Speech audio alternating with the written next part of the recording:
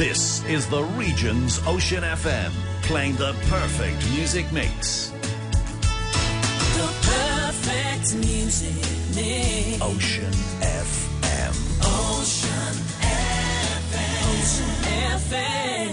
You're very welcome back to the Sunday Sports Show here on Ocean FM. Darragh Cox now back in base after that Gaelic game, Gaelic football match earlier on. Sligo beaten, of course, by Longford in Markfitch Park. But we're turning our attention now to rugby. And after seeing two Sligo schools in Connacht GA finals yesterday, two more Sligo schools, well, one school, but two teams from Sligo will take part, will contest the Connacht Supermacs Connacht Senior and Junior Cup finals this Wednesday. It's a double header taking place in the Sportsground in Galway. The Junior Cup final pits Rice College of Westport against Sligo Grammar School from 1 o'clock, and the Senior Cup final is Sligo Grammar School up against Maris College from Athlone. That gets underway on Wednesday from 3 o'clock. We're going to be there, of course, on Ocean FM to bring you updates right throughout Wednesday afternoon on those games. But to talk a little bit about them, delighted to say we're joined on the line by Connacht senior rugby player Eoin Griffin, a man that has numerous 2 years in a row playing in the Connacht Senior Cup,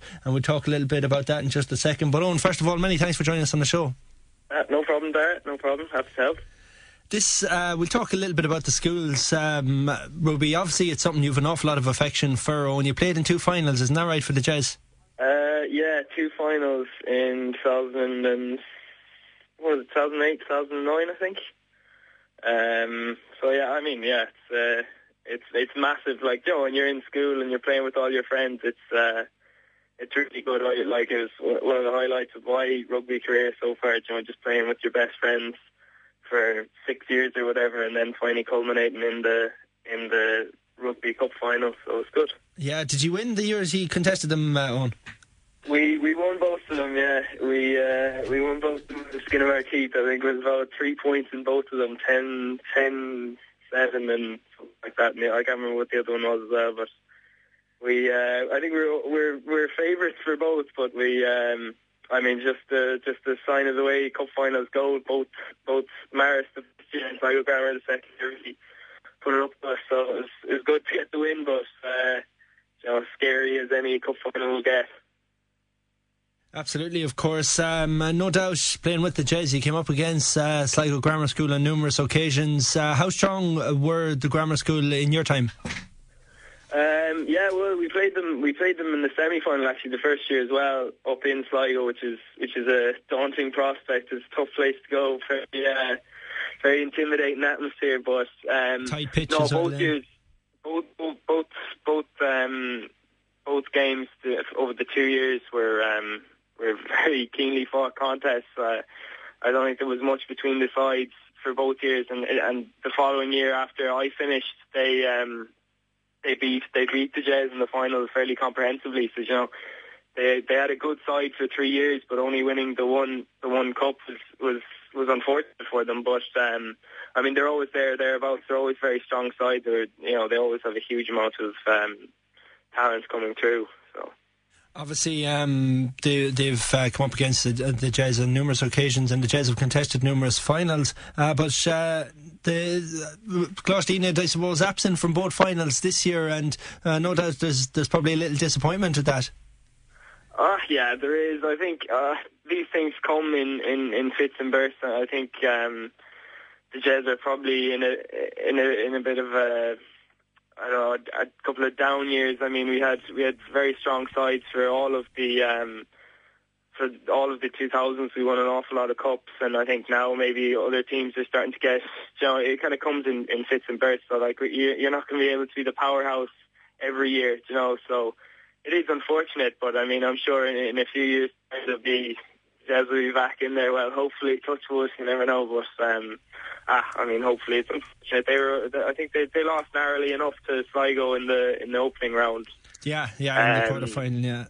Yeah, but you're like, I mean, it's like anything. It's not going to be every year you win it, but as long as there's not a lot of good people there, working hard from the first years right up to the seniors. So there's like a lot of past players go back and help. So I'm sure they'll be grand. They'll be grand. The Grammar played in last year's final, lost to the Jazz, of course, in last year's final. Some of the players would have got a run out in the sports grounds in Galway, but for an awful lot of players this Wednesday, particularly the junior team, of course, it'll be their first time to play in Galway. Obviously, it's your home base in Connacht, and I'm sure it's a venue of a huge amount of affection for our own. Oh yeah, big time. When you're young, especially, I remember our first junior cup final. It was it's such a massive occasion to play on the sports ground for the first time. It's really like the hallowed turf. You watch the professionals play on it, and you hope that you'll be able to play on it one day. But it's especially with the new clan stand and all that, it's actually an impressive place to play now, especially with the sound being able to keep on the pitch.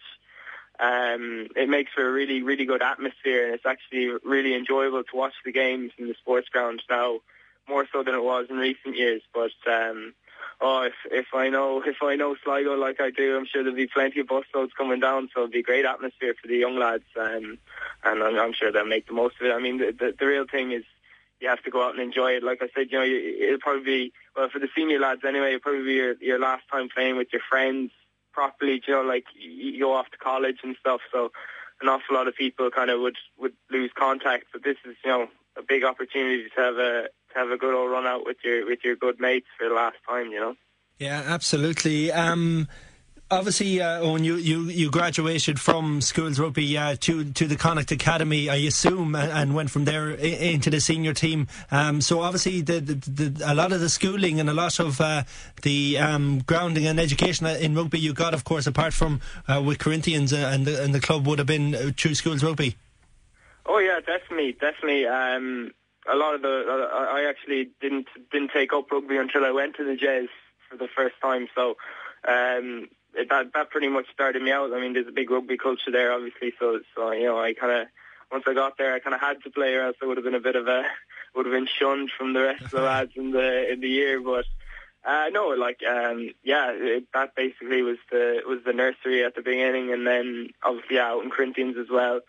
You learn an awful lot. Like you learn an awful lot early through games, and then you go into the underage Connacht stuff and into the academy, and then obviously onto the senior stuff after that. But definitely a lot of my education came to the schools game anyway. Yeah.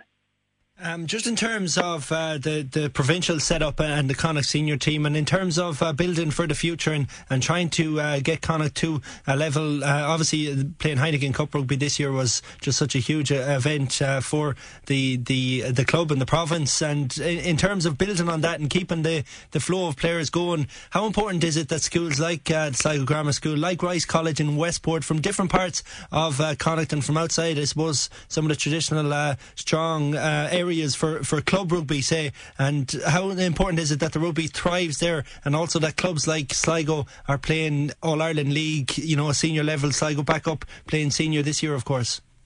Oh, it's massive. Like, I mean, the more players you can get playing, the more talent you're able to find. It's very important for players to be playing at a high level. So if lads from Westport that wouldn't have usually are now playing in cup finals, year in, year out at junior, especially over the last few years. Teams from Sligo, teams from Athlone, not actual Galway schools, especially as you said with Sligo playing in the AIL. It's really important just to get as many Connacht people as you can to play at a high level. Because then it gets you closer to the actual professional setup and the semi-professional setup, and it puts you in the shop window for Nigel Carlin in the academy, and for Eric, and for Dan in the sports ground. So it's vitally important for the more players you can get playing the game and playing them in different areas of the province.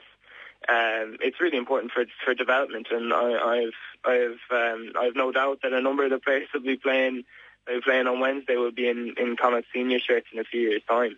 Yeah, hopefully so. Certainly, and just before I let you go, time is creeping up against us, but I do want to ask you about playing in the Heineken Cup with Connacht this year, and I suppose obviously that wonderful win in the Sportsground as well. What was it like as a player? Oh, it was massive.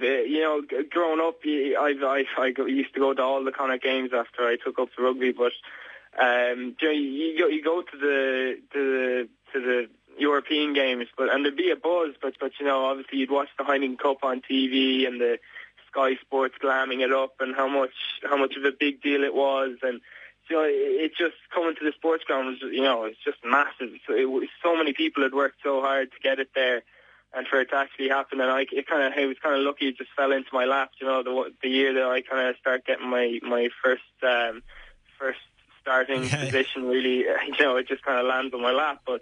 I mean, it was massive. It was a bit of an eye-opener in terms of physicality and intensity, because it's just a step above the league format that we usually play. But I mean, everyone said it. You absolutely love it. You just want more of it. You want it more of it next year. So fingers crossed. We either catch Ulster or else Leinster, Munster or Ulster win the cup this year. But I mean, it really was massive for the province, and especially with the work that the PGB is doing at the moment, trying to get the support and support from all the way around the province, because it's obvious that Connacht is not just a Galway team, which was the perception over the last couple of years, but it's a whole province team, so it's important that the support gets here from all around, really, more than just Galway. But it was incredible, really, really, it was something else. Yeah, you certainly timed it nice, all right, getting your place in the team in the year that was in it. Yeah. But it was a wonderful occasion, and of course the goal with Connacht always has to be to try and build those attendances and try and have a steady flood of spectators and a steady income coming through the gates for all of the home games, and really playing in Heineken Cup. That's how you're going to achieve that, isn't it? Exactly. I mean, the season tickets were through the roof this year, probably to a large extent because of the Heineken Cup, but a lot of work has been done in terms of value and all that, to make them more worthwhile. But it really, out on the pitch during some of the games, some of the games you wouldn't expect to be a decent crowd, during the World Cup, and that against Scarlets and Dragons at home, really got us over the line in games we were struggling with. The support really lifted us, and it gives you that extra push just to finish off strong. So it was. It's really good. And it's building year on year, which is important, Certainly is. And listen, we'll leave it at that for this evening. But many thanks for joining us on the show to look ahead on those games, those kind of finals on Wednesday. All right, no worries, Darragh. That's Connacht senior rugby player Eoin Griffin there, a former senior schools rugby winner with the Jazz, but it's the Sligo Grammar School we'll be hoping can achieve some glory come Wednesday. The juniors in action at 1 o'clock, the seniors in action at 3 in the Supermacs Connacht Senior and Junior Cup finals, and we will have updates from those games on Wednesday here on Ocean FM. We're way over time for the news at 5. Apologies for that, but Karen is up after the break.